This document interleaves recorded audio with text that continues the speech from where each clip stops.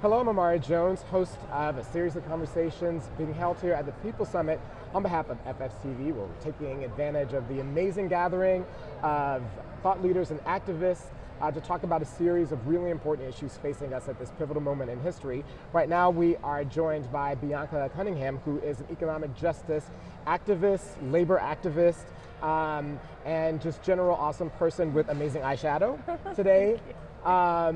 And we're happy to talk to people like you because this is why the summit is what it is. People who are headlining a lot of the main plenary sessions are right now, but you're the future. So I'm thrilled to talk about you. Now, one of the things that's most important right now is the issue of economic justice and fairness.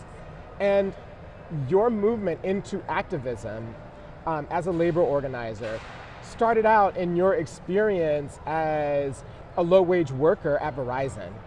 Can you talk about briefly what that experience was like and what took you into the life of politics and economic justice based upon that experience? Sure. So a couple years ago, I was working at a Verizon Wireless retail store, as you said, and really having some issues on the job as far as workplace bullying for management, sexual harassment for management, and just like every year we were making less and less money on our commissions. And so my coworkers and I came together and decided that we'd like to have a voice in our workplace about a say over our working conditions. And so we chose to unionize.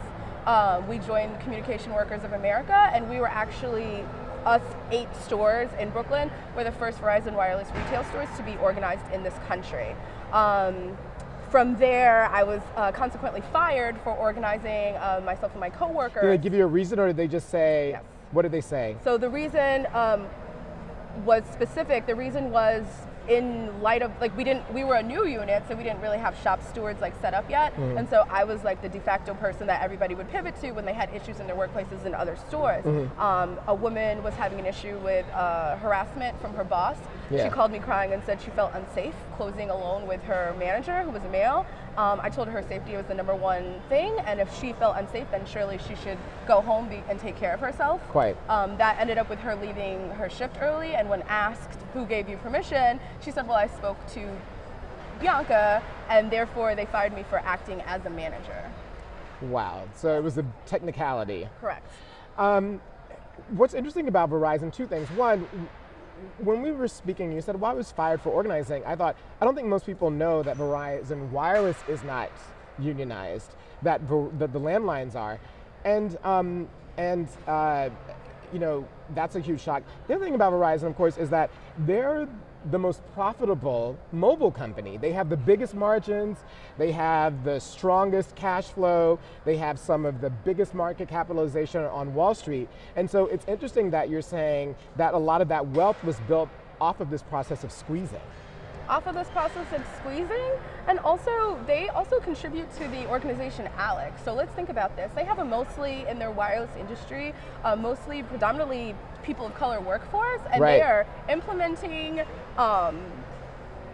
platforms like in this country. At the state level. Exactly, that hurt our communities and our families. So. Right. Right, and so it's interesting that, so your beginning in economic injustice is what moved you towards the idea of economic justice. Yes. Right. So, so they fired you, and what happened? Because right now you are working as an organizer on behalf of the Democratic Socialists, correct. Right? So once you lost your job at Verizon, and what was the next step, and how did you move to where you are now? So once I lost my job at Verizon, the very first thing was that my union, CWA, is amazing, and they definitely brought me in. It was like emergency conference call, like, wow. We're gonna take care of our own. And so they gave me a space in an office in District 1 as an organizer.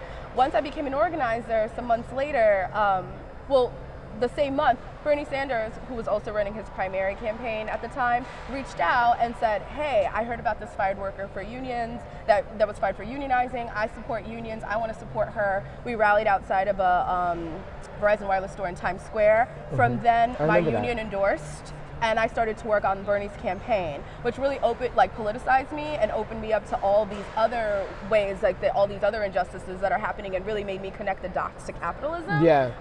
And then from there, once Bernie lost, we were like, what are we going to do? And we wanted to take all that energy and momentum and put it into a Democratic Socialists of America branch. So now I am the chair of the labor branch in New York City, which is basically made up of union members from over 20 different unions trying to build collective power and solidarity in spite of the union bureaucrats not being able to get it together in most cases. So we want to act as labor on behalf of social justice issues that are happening in our city. Right. I mean, one of the interesting things that you're talking about, right, is that the union membership isn't the same demographic as union leaders, and I'm sure that causes, in a lot of different ways, so that causes a lot of issues. But I could talk to you forever. I say that about everybody, but that's because it's true. But I wanted to turn to this other issue, given your experience, grassroots impacted, because a lot of times in the progressive movement, when we talk about economic justice, it's often from the top down. It's people who've done political analysis, and but I want to hear from your perspective as a person who worked in a low-wage job, who felt marginalized because of gender and race and threatened on the job. What do you think are the most important economic justice issues? If you had 2 or 3 policies that you said, here's what we need to do nationwide to move the needle for people like me, because there are tens of millions of people like you, and our economy needs to work for you. That's why it's not doing terribly well. What would be those things that you advocate?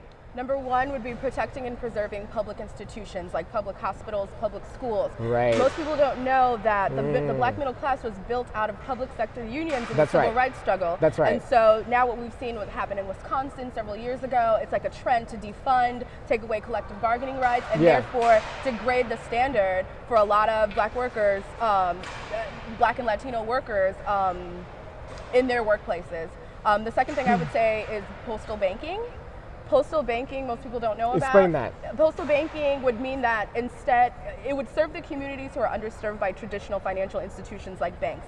So a lot of times, banks won't come to the hood, for lack of better words, but post offices are already there. And so what it would do is reduce the predatory practices that are put in place, by check cashing and loan places. That's right. That's a $30 billion industry. Exactly. And made off of taking money from poor people. Taking money from poor people. Most of the people who are underserved by these traditional financial institutions are black and Latino, and most of them make under $25,000 a year. And so that's also a huge thing. And the third one, what I would argue is the most important one, is ending broken windows policing. Because you see what happened in Ferguson with the scandal. It's like their fines have tripled in the last 10 years.